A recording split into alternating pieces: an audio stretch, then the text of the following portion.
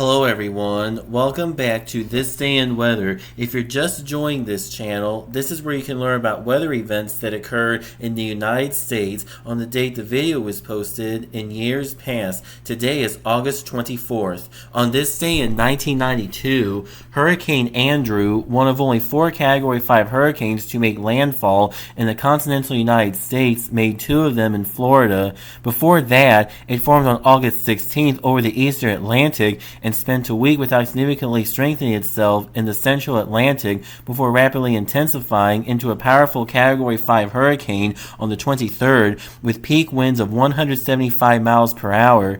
It briefly weakened to a 150-mile-per-hour Category 4 hurricane and made landfall on the southern Berry Islands of the Bahamas before going back up to Category 5 status of 165 miles per hour and made landfall in Elliott Key, Florida.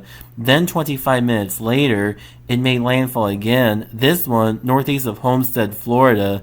This was the most intense hurricane to hit the United States since Camille in 1969 and the strongest in Florida since the Labor Day hurricane in 1935.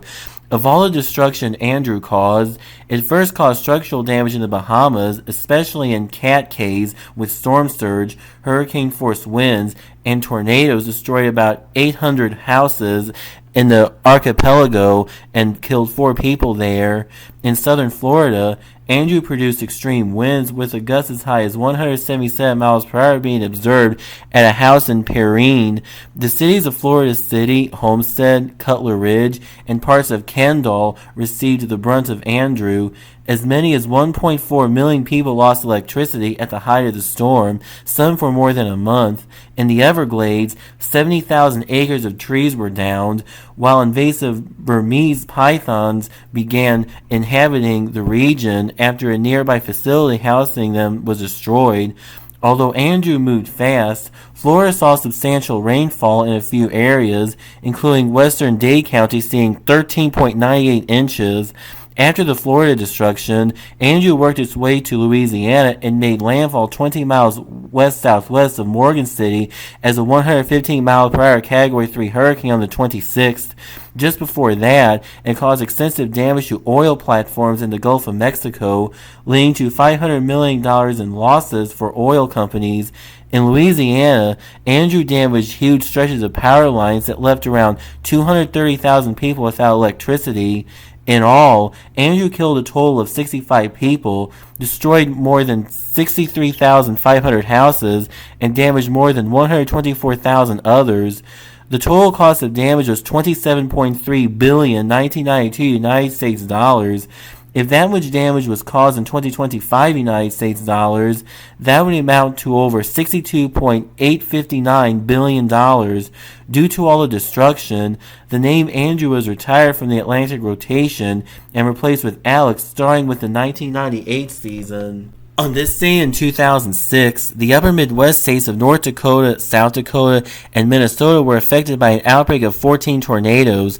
There were 3 F3 tornadoes, one of which caused a fatality to a 90-year-old man in Kasota, Minnesota, when he was pinned by a tree while inside his home. 37 people were injured from that tornado. The other tornadoes caused 5 other injuries for a total of 42 injuries.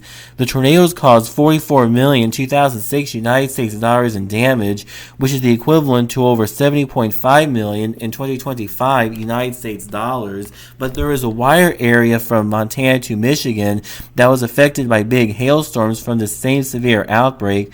Minnesota was hit the hardest, with hail up to 4.25 inches in diameter reported in New Prague. 2 car dealerships in Northfield, Minnesota lost their entire inventory of vehicles.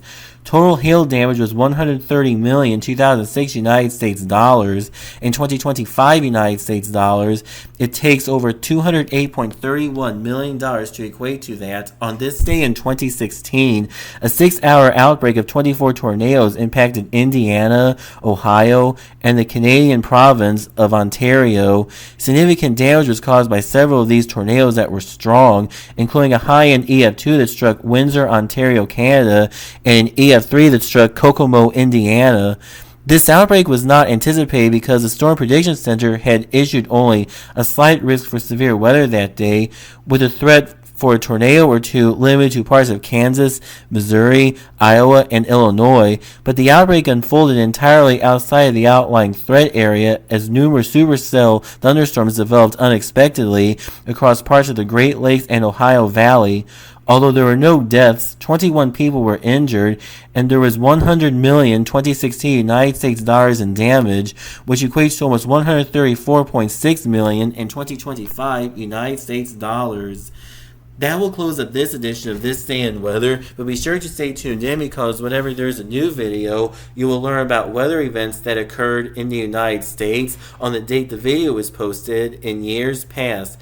Place the thumbs up button to like this video. Place the subscribe button to be sure to never miss a new video. If you're just joining this channel, please check out all the other videos that have been posted on this channel. And please check out my Patreon at patreon.com/c/thisdayinweather for more content.